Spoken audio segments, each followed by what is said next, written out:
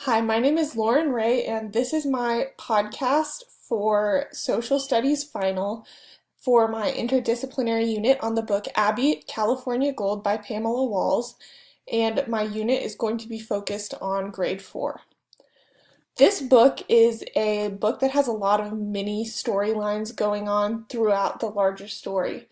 A short summary of this book is Abby, the main character, who is a young girl around 10 or 11, who lives in Hawaii with her family, her sister Sarah, and her mother and father. Her mother gets sick, and so her sister, her best friend Luke, who had stowed away to Hawaii from California in a previous book, and her new friend Kono have to go and get away from her mother so that they don't get sick as well. So a family friend named Duncan takes Abby, her sister, Luke, and Kono and takes them to California where they're to be dropped off at Luke's aunt's house. But Luke's aunt is not a very kind woman, and Abby is worried about her mother who's sick, so she decides that she wants to get a doctor for her mother. So she goes and talks to a doctor in town, and he says that he will move to Hawaii to start up his practice if he is given a large sum of money to make it worth his while in moving from California to Hawaii, because he recently set up practice. So Abby and her friends sneak out from Luke's aunt's house and go to the Gold Rush town all by themselves. Luke, Abby, Kono, and Sarah, Abby's sister. So it's just these 4 younger kids that go to this gold rush town.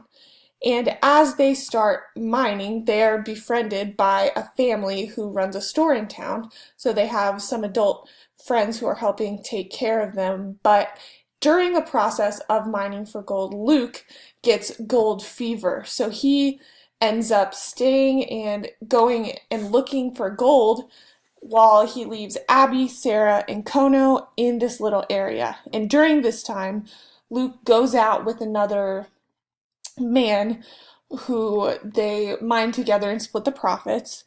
And Abby and her sister and Kono stay in the camp near the mining village. And during this time, her sister gets sick, and so she has to nurse her sister back to health.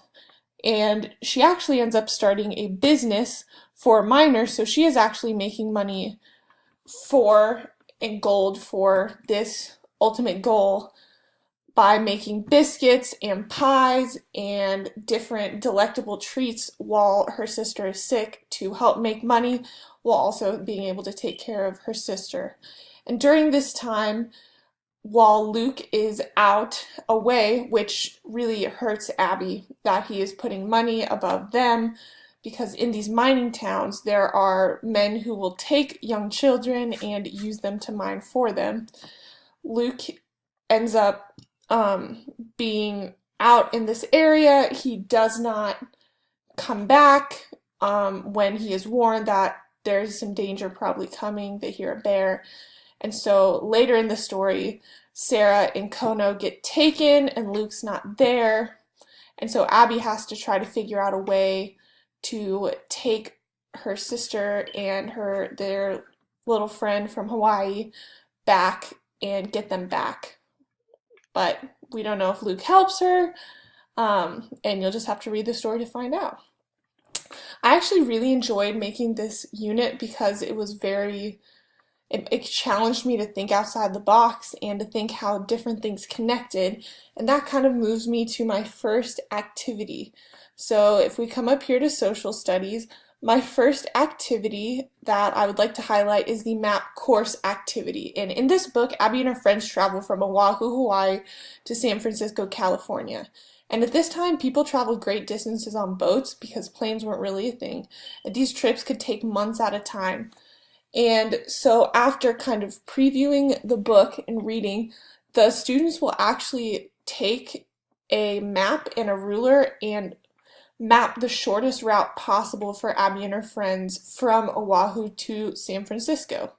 And then for students who are above level, San Francisco is not the ultimate goal. That's where they go to San Francisco and then to the gold mining town. So for students who are above, we can extend this, we can make it easier, but ultimately the students are just finding this route, and then later in mathematics, they will actually use the key on the map to, right here, they will actually use the key on the map to find out the distance that these kids traveled. So I really like this activity because it challenges the students, but it also is just fun to kind of think and actually put to practice thinking about the way people did travel before we had things like planes.